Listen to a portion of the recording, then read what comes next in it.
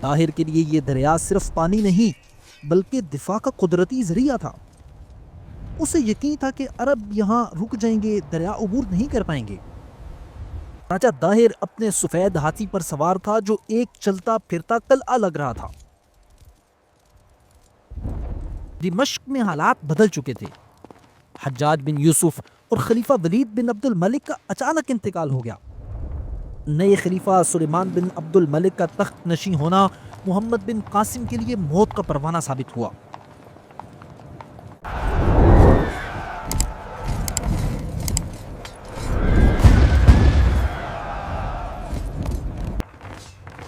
محمد بن قاسم کے سامنے دیبل کی دیواریں گر چکی تھیں اور نیرون کوٹ کے دروازے کھل چکے تھے، لیکن محمد بن قاسم خود بھی جانتا تھا کہ اصل معرکہ ابھی باقی ہے۔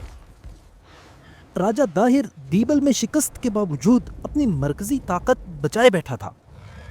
دونوں فوجوں کے درمیان فاصلہ کم ہو رہا تھا، مگر بیچ میں قدرت کا ایک خوفناک امتحان کھڑا تھا۔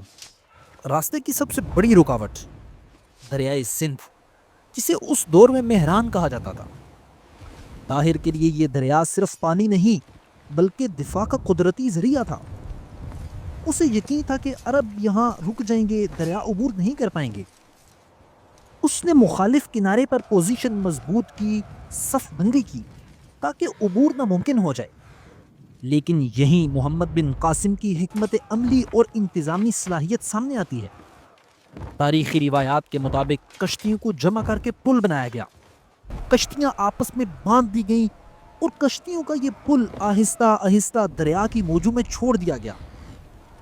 یہ صرف دریا پر پل نہیں تھا، یہ راجہ طاہر کے یقین پر پہلا وار تھا۔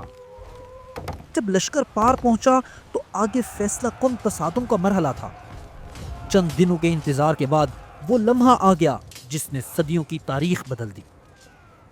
ایک طرف ہاتھیوں کی دیوار تھی اور دوسری طرف عرب گھڑسوار۔ راجہ طاہر اپنے سفید ہاتھی پر سوار تھا جو ایک چلتا پھرتا قلعہ لگ رہا تھا۔ جنگ شدت اختیار کر گئی۔ ہاتھیوں نے عرب فوج پر دباؤ بڑھایا تو محمد بن قاسم نے اپنی خفیہ جنگی تکنیک استعمال کی۔ آتش گیر مادہ یعنی نیفت تیروں پر لگا کر ہاتھیوں کی طرف پھینکا گیا۔ جیسے ہی آگ کا ایک گولا طاہر کے ہاتھی کے ہودج پر گرا تو وہ بکھر گیا۔ ہاتھی نے اپنی ہی فوج کو روندنا شروع کر دیا اور پانی کی طرف بھاگا۔ اب راجہ طاہر عرب تیر اندازوں کے نشانے پر تھا۔ ایک گمنام تیر اس کے جسم میں پیوست ہو گیا اور یوں سندھ کا حکمران اپنے انجام کو پہنچا۔ طاہر کی موت سے لشکر میں کھلبلی مچ گئی اور کچھ ہی دیر میں میدان جنگ کا فیصلہ ہو گیا۔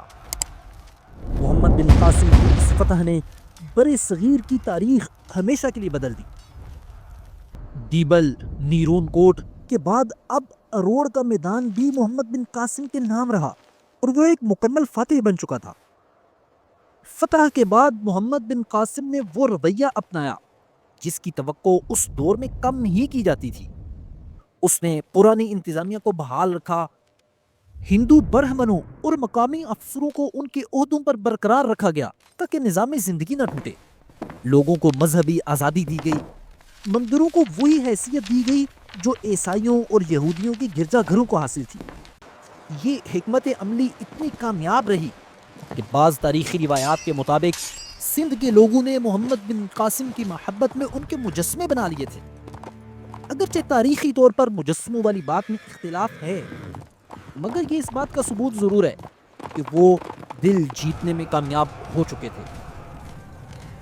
ناظرین، ادھر سندھ کی سرزمین پر فتوحات کی گونج تھی تو دوسری طرف دمشق میں حالات بدل چکے تھے۔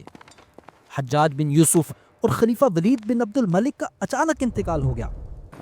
نئے خلیفہ سلیمان بن عبد الملک کا تخت نشین ہونا محمد بن قاسم کے لیے موت کا پروانہ ثابت ہوا۔ سلیمان بن عبد الملک کو حجاج اور اس کے خاندان سے شدید نفرت تھی۔ حجاج تو دنیا سے جا چکا تھا، لیکن محمد بن قاسم سمیت اس کے بقیہ تمام خاندان کو خلیفہ سلیمان کے قہر کا سامنا کرنا پڑا۔ سندھ کے فاتح کو، جو ابھی مزید فتوحات کے منصوبے بنا رہا تھا، زنجیروں میں جکڑ کر واپس بلا لیا گیا۔ واسط عراق کی جیل میں جہاں کل تک حجاج کا حکم چلتا تھا آج اس کا بھتیجا قیدی تھا۔ مورخین لکھتے ہیں کہ انہیں سخت اذیتیں دی گئیں۔ ان کی سزا کے حوالے سے کئی افسانوی قصے معروف ہیں، اگرچہ مستند تاریخ سے اکثر کا ثبوت نہیں ملتا۔ ہاں اتنا ضرور ہے کہ سیاسی انتقام کی حقیقت سخت خوفناک تھی۔ چند ماہ کی اذیتیں برداشت کرنے کے بعد محض 21 سے 22 سال کی عمر میں وہ سورج غروب ہو گیا جس نے پورے مشرق کو روشن کیا تھا۔ تاریخ گواہ ہے، کچھ چراغ آندھیوں سے نہیں بجھتے، انہیں اپنے ہی گھر کی ہوا گل کر دیتی ہے۔ آپ کے خیال میں محمد بن قاسم کا زوال سیاسی انتقام کا نتیجہ تھا یا محض قسمت کا کھیل؟ کمنٹس میں اپنی رائے ضرور دیں۔ اگر آپ برِ صغیر کی مشہور اور تاریخی جنگوں کے احوال جاننا چاہتے ہیں تو اس پلے لسٹ پر کلک کیجیے۔